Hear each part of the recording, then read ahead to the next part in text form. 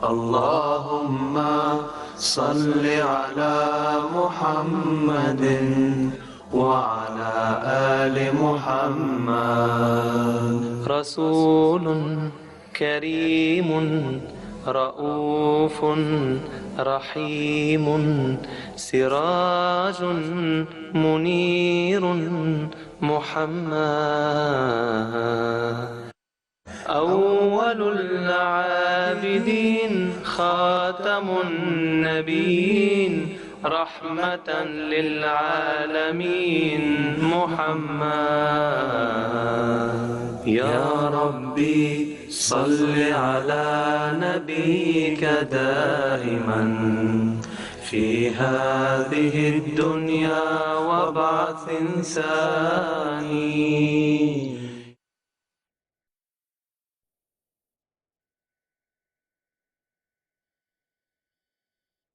بسم اللہ الرحمن الرحیم.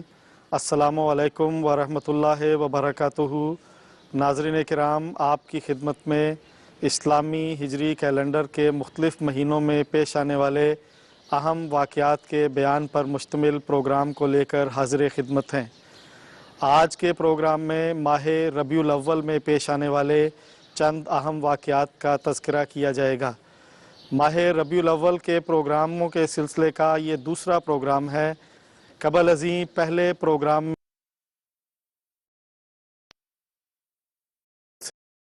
آپ صلی اللہ علیہ وسلم کی مدینہ ہجرت تک کے بعض اہم واقعات کا ذکر کیا گیا تھا.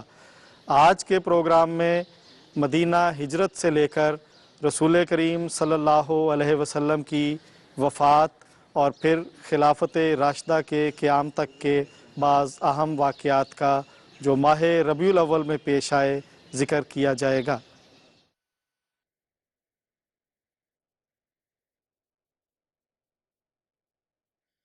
پروگرام کا آغاز کرتے ہیں. سب سے پہلے ذکر ہوگا سریہ عبیدہ بن الحارث ربیع الاول سن 2 ہجری کا. ربیع الاول سن 2 ہجری میں حضرت نبی کریم صلی اللہ علیہ وسلم نے حضرت عبیدہ بن الحارث کے ساتھ 60 اونٹ سواروں کا ایک دستہ روانہ فرمایا. اس دستے کو روانہ فرمانے کی غرض قریش مکہ کے مدینہ پر ممکنہ حملے کی روک تھام تھی.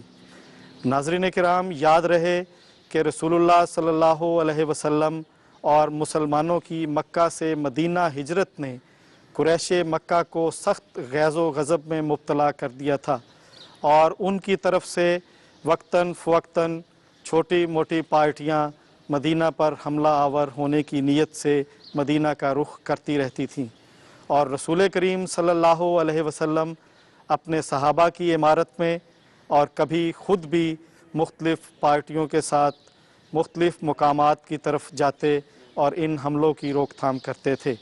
حضرت عبیدہ بن الحارث کی سرکردگی میں 60 اونٹ سواروں کا یہ دستہ بھیجنے کا مقصد بھی قریش مکہ کی طرف سے مدینہ پر کسی بھی ممکنہ حملے کی پیش بندی تھا.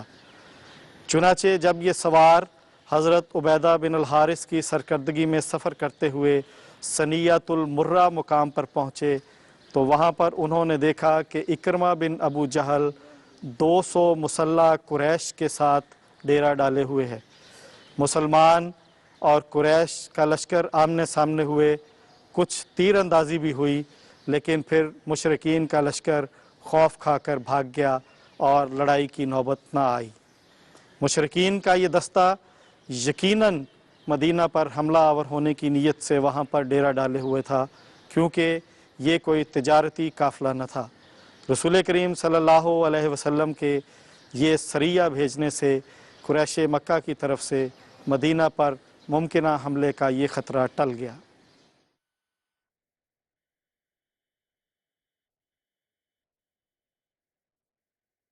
ربیع الاول سن 2 ہجری ہی کے مہینہ میں حضور صلی اللہ علیہ وسلم نے 30 اونٹ سواروں کا ایک دستہ اپنے حقیقی چچا حضرت حمزہ کی سرکردگی میں مدینہ سے مشرقی جانب سیف البحر کے علاقہ ایس کی طرف روانہ فرمایا.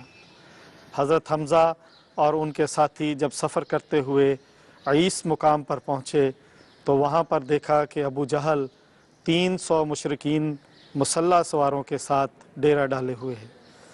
مسلمانوں کی تعداد اگرچہ قریش مکہ کے مقابلہ میں بہت کم تھی، لیکن مسلمان چونکہ جب خدا کی راہ میں نکلتے ہیں تو موت سے خوف نہیں کھاتے، اور یہ دستہ رسول کریم صلی اللہ علیہ وسلم کے حکم پر مدینہ پر حملہ کی پیش بندی کے طور پر روانہ کیا گیا تھا۔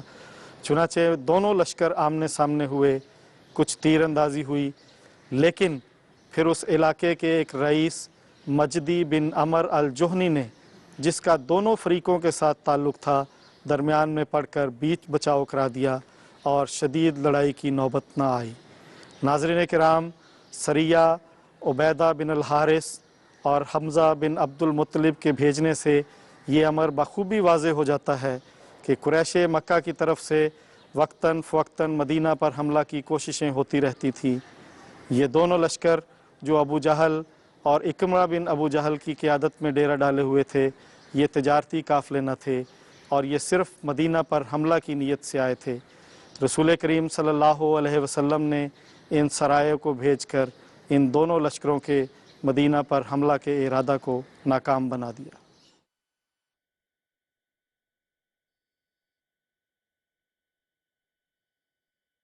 ربیع الاول سن 4 ہجری قبیلہ بنو نذیر کا مدینہ سے اخراج۔ ناظرین کرام، جب رسول کریم صلی اللہ علیہ وسلم مکہ سے ہجرت کر کے مدینہ تشریف لائے تو اس وقت مدینہ میں یہود کے 3 قبائل آباد تھے، بنو قریظہ، بنو قینقاع اور بنو نذیر۔ رسول کریم صلی اللہ علیہ وسلم نے مدینہ آمد کے فوراً بعد ان یہودی قبائل کے ساتھ آپس میں صلح و آشتی کے ساتھ رہنے کے معاہدے کیے، اور یہ معاہدہ بھی ہوا کہ جنگ کی صورت میں مسلمان اور یہودی قبائل ایک دوسرے کا ساتھ دیں گے اور ہر قسم کا تعاون ایک دوسرے کے ساتھ کریں گے۔ سن 2 ہجری میں قبیلہ بنو قینقاع اپنی شرارتوں اور بد عہدی کی وجہ سے مدینہ سے جلا وطن کر دیا گیا۔ چاہیے تو یہ تھا کہ یہود کے باقی 2 قبائل بنو نذیر اور بنو قریظہ قبیلہ بنو قینقاع کی جلا وطنی سے سبق حاصل کرتے اور اپنی شرارتوں سے باز آ جاتے، لیکن ایسا نہ ہو سکا۔ سن 4 ہجری ربیع الاول میں قبیلہ بنو نذیر نے نہ صرف یہ کہ بد عہدی کی، بلکہ رسول کریم صلی اللہ علیہ وسلم کے قتل کی ناپاک سازش بھی کی۔ اس واقعہ کی مختصر تفصیل عرض ہے۔ واقعہ بئر معونہ میں مسلمانوں میں سے زندہ بچ جانے والے واحد شخص عمر بن امیہ الزمری تھے۔ جب وہ بئر معونہ سے واپس آ رہے تھے تو راستے میں بنو عامر اور بنو کلاب کے 2 افراد ان کو ملے۔ عمر بن امیہ الزمری نے غلطی سے یہ سمجھ کر کہ یہ لوگ مخالفین کے ساتھی ہیں، ان دونوں افراد کو قتل کر دیا، جبکہ یہ دونوں افراد ان قبیلوں سے تعلق رکھتے تھے جو مسلمانوں کے حلیف اور ان کے معاہد تھے۔ اس لحاظ سے ان دونوں مقتولوں کی دیت اور خون بہا ادا کرنا ضروری تھا۔ عمر بن امیہ الزمری نے مدینہ آ کر جب یہ سارا واقعہ رسول اللہ صلی اللہ علیہ وسلم کی خدمت میں عرض کیا تو آپ صلی اللہ علیہ وسلم نے ان کے اس فعل پر ناراضگی کا اظہار کیا اور عہد کیا کہ آپ ان دونوں مقتولوں کا خون بہا ادا کریں گے۔ بنو نذیر چونکہ مسلمانوں کے حلیف تھے اور اس لحاظ سے ان پر بھی یہ ذمہ واری تھی کہ وہ اس خون بہا میں اپنا حصہ ڈالیں۔ اس مسئلہ کے حل کے لیے حضور صلی اللہ علیہ وسلم بعض صحابہ کے ساتھ بنو نذیر کے قلعوں کی طرف روانہ ہوئے۔ جب آپ صلی اللہ علیہ وسلم یہود بنو نذیر سے جا کر ملے تو ظاہراً تو انہوں نے آپ کی بات ماننے کا اظہار کیا، لیکن خفیہ طور پر آپس میں یہ مشورہ کیا کہ اس سے بہتر موقع آپ صلی اللہ علیہ وسلم کو ہلاک کرنے کا ان کے ہاتھ نہیں آ سکتا۔ چنانچہ انہوں نے یہ ارادہ کیا کہ آپ صلی اللہ علیہ وسلم پر ایک پتھر گرا کر آپ کو ہلاک کر دیا جائے۔ رسول اللہ صلی اللہ علیہ وسلم उस वक्त यहूद के घरों में से एक घर की दीवार के साथ टेक लगाकर बैठे हुए थे। उधर यहूद ये इरादा कर रहे थे और इधर खुदा ने हज़रत जिब्राईल के ज़रिए आपको ये इत्तला भेजी कि आप यहाँ से फ़ौरन उठ जाएं। चुनाचे इस इत्तला के मिलते ही रसूलुल्लाह सल्लल्लाहु अलैहि वसल्लम वहाँ से उठे और तेज़ी के साथ मदीना की तरफ रवाना हो गए। आपके सहाबा भी आपसे आ मिले। रसूलुल्लाह सल्लल्लाहु अलैहि वसल्लम ने इस बादहदी और आपके कत्ल की नापाक साजिश के जुर्म में यहूद बनु नज़ीर को ये पैगाम भेजा कि वो मुआहदे की तजदीद करें या मदीना से जलावतन हो जाएं। बनु नज़ीर ने मुआहदे की तजदीद करने से इनकार कर दिया और मुनाफिकीन की शह पर यह भी कहा कि आपने जो करना है कर लें, हम मदीना से नहीं जाएंगे। रसूलुल्लाह सल्लल्लाहु अलैहि वसल्लम ने सहाबा के साथ बनु नज़ीर के कलों का मुहासरा कर लिया। 15 रोज़ तक ये मुहासरा जारी रहा। 15 रोज़ के मुहासरा के बाद बनु नज़ीर ने यह दरख्वास्त की कि उन्हें मदीना से जाने दिया जाए। रसूलुल्लाह सल्लल्लाहु अलैहि वसल्लम ने बनु नज़ीर को अपने मालो असबाब अहलो अयाल समेत मदीना से जाने की इजाज़त दी। सिर्फ़ ये पाबंदी लगाई कि वो अपने हथियार साथ लेकर नहीं जाएंगे। नाज़रीन किराम, याद रहे कि ये वो लोग थे जिन्होंने रसूल करीम सल्लल्लाहु अलैहि वसल्लम को हलाक करने की साजिश की और ये इरादा किया कि आप इस वक्त उनकी दीवार के साए में बैठे हुए हैं और एक पत्थर छत से गिराकर आपको हलाक कर दिया जाए। नीज़ उन्होंने मुआहदा तोड़ा और मुनाफिकीन का साथ दिया। नाज़रीन किराम, रसूल करीम सल्लल्लाहु अलैहि वसल्लम अगर चाहते तो बनु नज़ीर को उनके इस जुर्म की शदीद सज़ा देते और खून बहाते, लेकिन आप रहमतुल लिल आलमीन थे और सारी दुनिया के लिए अमन व सलामती के पैगंबर बनाकर मबूस किए गए थे। लिहाजा आपने उनसे कोई इंतकाम न लिया और बनु नज़ीर दफ बजाते, शादियाने गाते, बड़ी शान व शौकत से मदीना से खैबर की तरफ रवाना हो गए। नाज़रीन किराम, आज की मुहज़्ज़ब दुनिया में ज़रा ज़रा से जुर्म पर पूरे के पूरे मुल्क को तबाह कर देने वाले काश हमारे आका सल्लल्लाहु अलैहि वसल्लम के इस उसवा को देखें तो वो आप पर एतराज़ करने से बाज आ जाएं।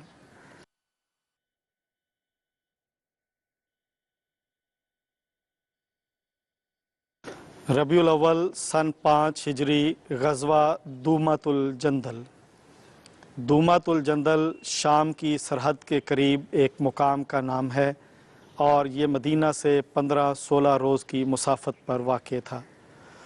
सन 5 हिजरी में रसूल करीम सल्लल्लाहु अलैहि वसल्लम को ये इत्तला मिली कि दूमातुल जंदल में कुछ लोगों का एक गिरोह जमा होकर लूट मार कर रहा है और हर आने जाने वाले मुसाफिर से उसका मालो मता छीन लेता और बाज़ को कत्ल भी कर देता है।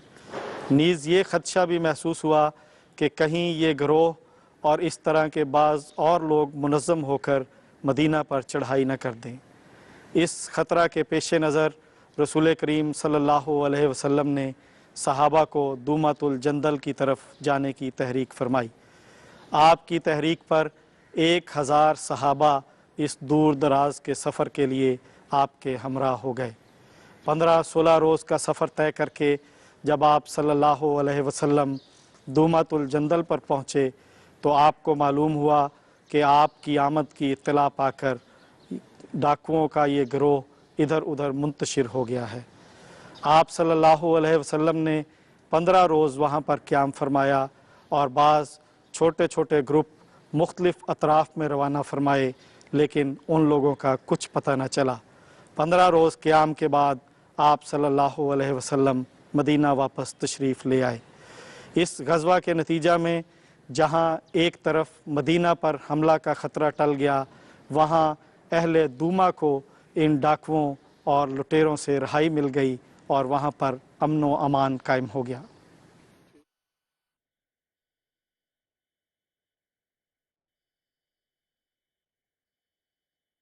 ربیع الاول سن 10 ہجری حضور صلی اللہ علیہ وسلم کے فرزند حضرت ابراہیم کی وفات۔ ربیع الاول سن 10 ہجری میں حضور صلی اللہ علیہ وسلم کے بیٹے حضرت ابراہیم کی وفات ہوئی۔ حضرت ابراہیم حضرت ماریہ قبطیہ رضی اللہ تعالی عنہا کے بطن سے ذوالحجہ 8 ہجری میں پیدا ہوئے تھے۔ آپ کی وفات پر رسول کریم صلی اللہ علیہ وسلم نے فرمایا لو عاشا لکانا صدیقا نبیہ، کہ اگر یہ بچہ زندہ رہتا تو یہ ضرور صدیق نبی ہوتا۔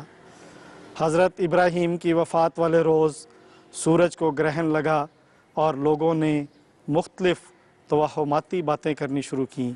رسول کریم صلی اللہ علیہ وسلم کو جب ان باتوں کا علم ہوا تو آپ باہر تشریف لائے اور فرمایا کہ سورج اور چاند کو کسی کی وفات کے وقت گرہن لگنے سے کوئی تعلق نہیں، بلکہ یہ خدا تعالیٰ کی آیات میں سے 2 آیتیں ہیں اور یہ کسی کی وفات یا پیدائش پر گرہن زدہ نہیں ہوتے۔ افسوس کہ مسلمانوں نے اپنے پیارے آقا کی اس تعلیم کو بھلا دیا، اور آج بھی جب سورج یا چاند کو گرہن لگتا ہے تو علماء کہلانے والے مختلف قسم کی توہماتی باتیں کر کے عوام الناس کو گمراہ کرتے ہیں۔ ناظرین کرام، حقیقت وہی ہے جو ہمارے آقا حضرت محمد مصطفیٰ صلی اللہ علیہ وسلم نے بیان فرمائی کہ سورج اور چاند کو کسی کی پیدائش یا وفات کے ساتھ گرہن لگنے سے کوئی تعلق نہیں۔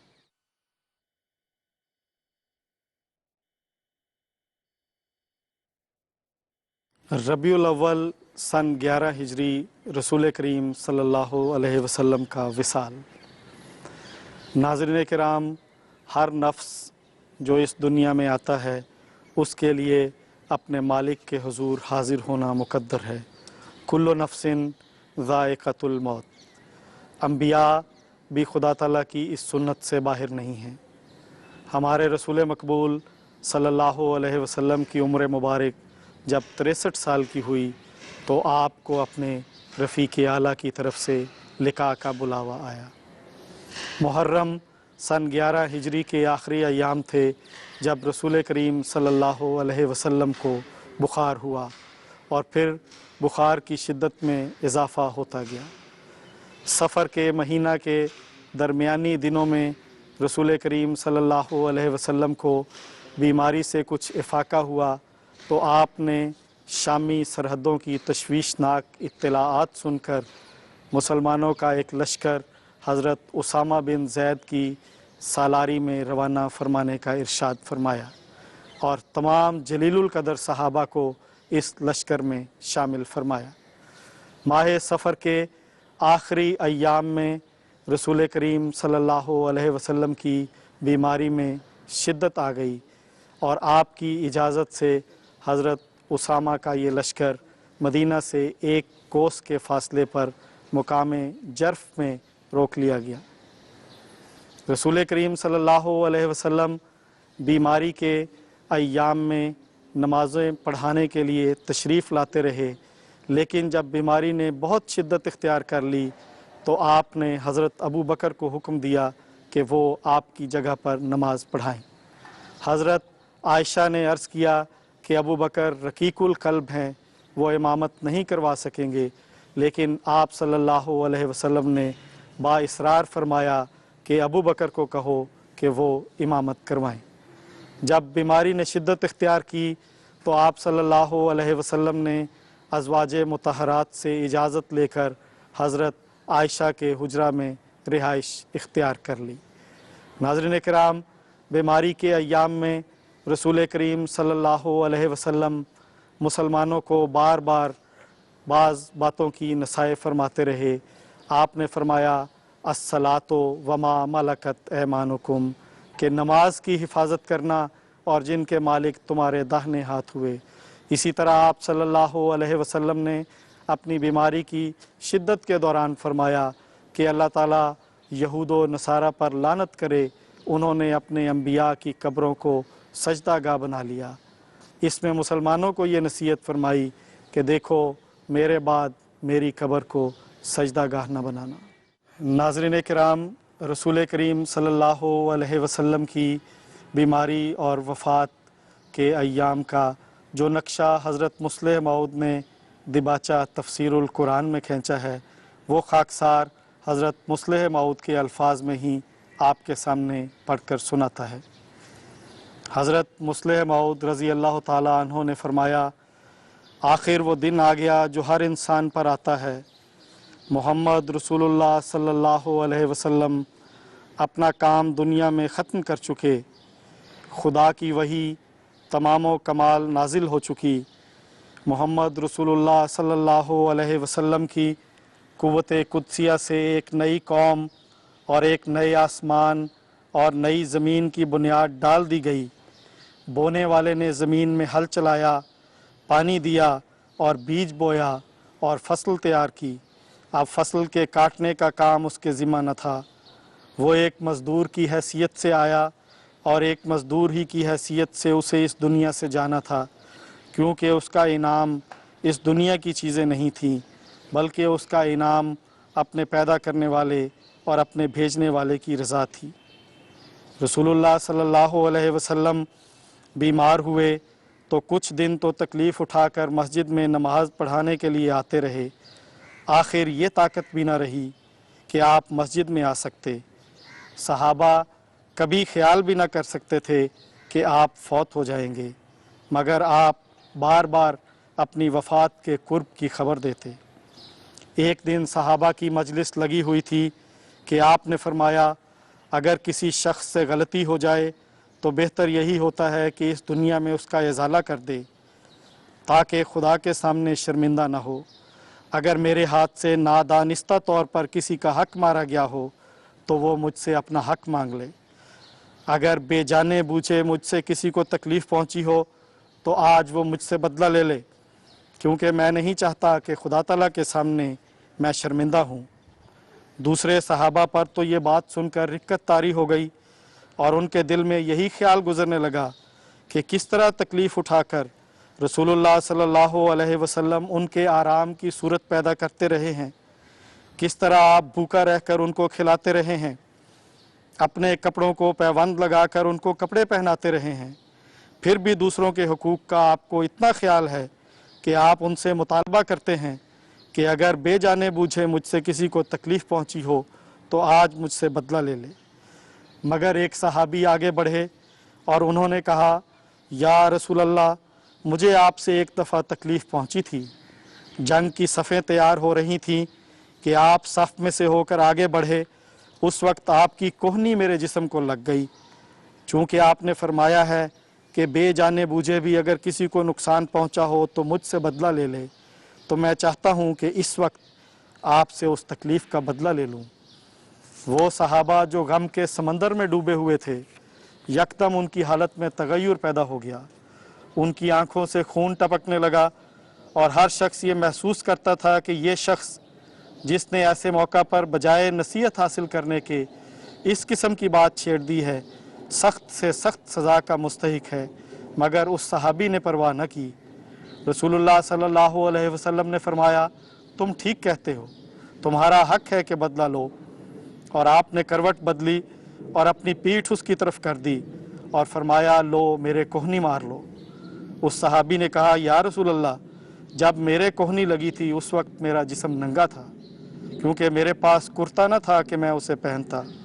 आपने फरमाया, मेरा कुर्ता उठा दो और नंगे जिस्म पर कोहनी मारकर अपना बदला ले लो। उस सहाबी ने आपका कुर्ता उठाया और कांपते होंठों और आंसू बहाती हुई आंखों से झुककर आपकी कमर को बोसा दिया। रसूलुल्लाह सल्लल्लाहु अलैहि वसल्लम ने फरमाया, ये क्या? उसने जवाब में कहा, या रसूल अल्लाह, जब आप फरमाते हैं कि आपकी मौत करीब है तो आपको छूने और आपको प्यार करने के मौके हमें कब मिलेंगे? बेशक जंग के मौका पर मुझे आपकी कोहनी लगी थी, लेकिन किसी के दिल में उस कोहनी लगने का बदला लेने का ख्याल भी नहीं आ सकता।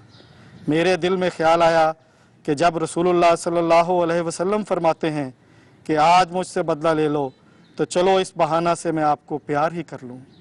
वही सहाबा जिनके दिल गुस्सा से खून हो रहे थे, इस बात को सुनकर उन्हीं के दिल इस हसरत से भर गए कि काश ये मौका हमको नसीब होता। मरज़ बढ़ता गया, मौत करीब आती गई। मदीना का सूरज बावजूद पहले किसी आबोताब से चमकने के सहाबा की नज़रों में अब जर्द होने लगा। दिन चढ़ते थे मगर उनकी आंखों पर तारीकी के पर्दे पड़ते चले जाते थे। आखिर वो वक्त आ गया जबकि खुदा के रसूल की रूह दुनिया को छोड़कर अपने पैदा करने वाले के हुजूर में हाजिर होने वाली थी।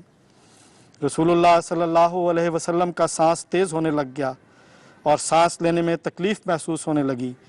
रसूलुल्लाह सल्लल्लाहु अलैहि वसल्लम ने हज़रत आयशा से फरमाया, मेरा सर उठाकर अपने सीना के साथ रख लो, क्योंकि लेटे लेटे सांस नहीं लिया जाता। हज़रत आयशा ने आपका सर उठाकर अपने सीना से लगा लिया और आपको सहारा देकर बैठ गईं। मौत की तकलीफ़ आप पर तारी थी। आप घबराहट से बैठे बैठे कभी इस पहलू पर झुकते थे और कभी उस पहलू पर, और फरमाते थे, खुदा बुरा करे यहूद और नसारा का कि उन्होंने अपने नबियों के मरने के बाद उनकी कब्रों को मस्जिदें बना लिया। ये आपकी आखिरी नसीहत थी अपनी उम्मत के लिए कि गो तुम मुझे सब नबियों से ज़्यादा शानदार देखोगे और सबसे ज़्यादा कामयाब पाओगे, मगर देखना मेरे बंदे होने को कभी ना भूल जाना। खुदा का मुकाम खुदा ही को देना और मेरी कब्र को एक कब्र से ज़्यादा कभी कुछ ना समझना। बाकी उम्मतें अपनी नबियों की कब्रों को बेशक मस्जिदें बना लें, वहाँ बैठकर चिल्ले किया करें और उन पर चढ़ावे चढ़ाएं या नज़रें दें, मगर तुम्हारा ये काम नहीं होना चाहिए कि तुम खुदाए वाहिद की परस्तिश को कायम करने के लिए खड़े किए गए हो। ये कहते कहते आपकी आंखें चढ़ गईं और आपकी ज़ुबान पर ये अल्फाज जारी हुए, इलर रफ़ीक़िल आला, इलर रफ़ीक़िल आला, मैं अर्शे मुअल्ला पर बैठने वाले अपने मेहरबान दोस्त की तरफ जाता हूँ। मैं अर्शे मुअल्ला पर बैठने वाले अपने मेहरबान दोस्त की तरफ जाता हूँ। ये कहते कहते आपकी रूह इस जिस्म से जुदा हो गई।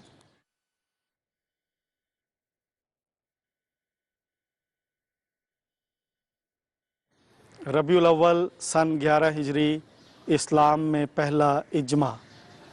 नाज़रीन इकराम, रसूल करीम सल्लल्लाहु अलैहि वसल्लम रबीउल अव्वल में पीर के रोज़ अपने मौला के हुजूर हाजिर हो गए।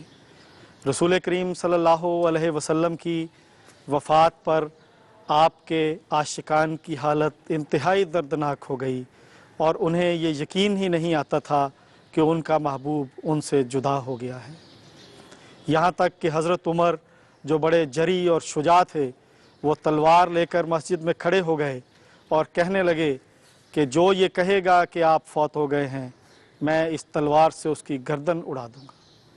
इस मौका पर हज़रत अबू बकर सिद्दीक़ रज़ी अल्लाह ताला अन्हो ने सहाबा की इस हालत को संभाला और उन्हें ढारस दी और उन्हें ये बताया कि जिस तरह आपसे पहले सब अम्बिया फौत हो चुके हैं, इसी तरह आप सल्लल्लाहु अलैहि वसल्लम भी वफ़ात पाकर अपने मौला के हुजूर हाजिर हो चुके हैं। इस मौका पर जो वाक़या हुआ, हज़रत मसीह मऊद अलैहिस्सलातु वस्सलाम के अल्फाज में पेश करता हूँ। हुजूर फरमाते हैं, इस्लाम में सबसे पहला इज्मा यही था कि तमाम नबी फौत हो गए हैं, क्योंकि जब रसूलुल्लाह सल्लल्लाहु अलैहि वसल्लम फौत हुए तो बाज़ सहाबा का ये भी ख्याल था कि आप फौत नहीं हुए और फिर दुनिया में वापस आएंगे और मुनाफिकों के नाक और कान काटेंगे। तो उस वक्त हज़रत अबू बकर सिद्दीक़ रज़ी अल्लाह अन्हो ने सबको मस्जिद नबवी में जमा किया और ये आयत पढ़ी, वमा मुहम्मदुन इल्ला रसूल कद खलत मिन क़ब्लिहिर रुsul, यानी यहाँ हज़रत सल्लल्लाहु अलैहि वसल्लम एक नबी हैं और तमाम अम्बियाए गुज़श्ता पहले उनसे फौत हो गए हैं। तब सहाबा जो सब के सब मौजूद थे रज़ी अल्लाह अन्हुम समझ गए कि यहाँ हज़रत सल्लल्लाहु अलैहि वसल्लम बेशक फौत हो गए और उन्होंने यकीन कर लिया कि कोई नबी भी ज़िंदा नहीं, और किसी ने एतराज़ न किया कि हज़रत ईसा इस आयत के मफ़हूम से बाहिर हैं और वो अब तक ज़िंदा हैं। और क्या मुमकिन था कि आशिकान रसूलुल्लाह सल्लल्लाहु अलैहि वसल्लम इस बात पर राज़ी हो सकते कि उनका नबी तो छोटी सी उम्र में फ़ौत हो गया और ईसा 600 बरसों से ज़िंदा चला आता है और क़यामत तक ज़िंदा रहेगा, बल्कि वो तो इस ख्याल से ज़िंदा ही मर जाते।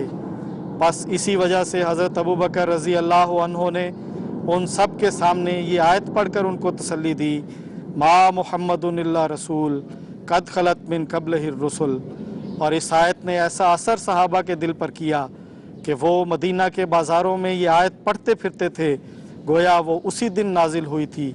और इस्लाम में ये इजमा तमाम इजमाओं से पहला था कि तमाम नबी फौत हो गए हैं।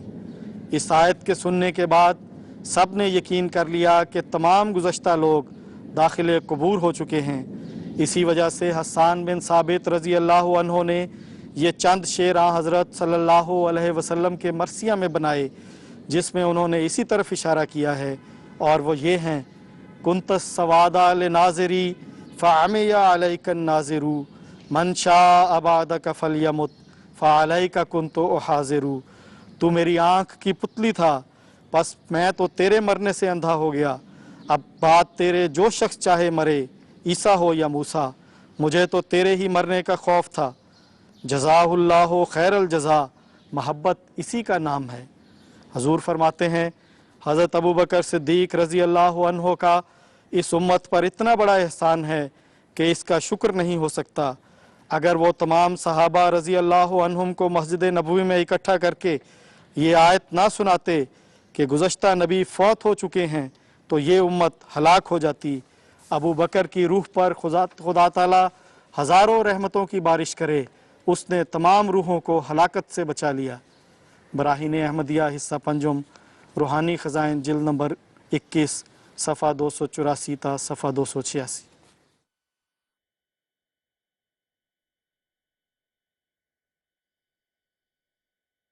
रबीउल अव्वल सन 11 हिजरी खिलाफत राशिदा का क़याम। रसूल करीम सल्लल्लाहु अलैहि वसल्लम की वफ़ात के बाद सन 11 हिजरी रबीउल अव्वल के महीना में इस्लाम में निज़ाम खिलाफत राशिदा का क़याम हुआ और तमाम मुसलमानों ने बिल इत्तिफ़ाक़ हज़रत अबू बकर सिद्दीक़ रज़ी अल्लाह ताला अन्हो को पहला खलीफतुर रसूल मुंतखब किया। नाज़रीन किराम, माह रबीउल अव्वल में पेश आने वाले बाज़ अहम वाक़यात का आपके सामने तज़किरा किया गया है। इंशाअल्लाह ताला अगले प्रोग्राम में माह रबीउल सानी में पेश आने वाले बाज़ अहम वाक़यात के साथ हाज़िर खिदमत होंगे। उस वक्त तक के लिए आपसे इजाज़त चाहते हैं। अल्लाह हाफ़िज़। अस्सलामु अलैकुम व रहमतुल्लाहि व बरकातुहू। अल्लाहुम्मा सल्लि अला मुहम्मदिन व अला आलि मुहम्मद। रसूलुन करीमुन रऊफुन रहीमुन सिराजुन मुनीरुन मुहम्मद।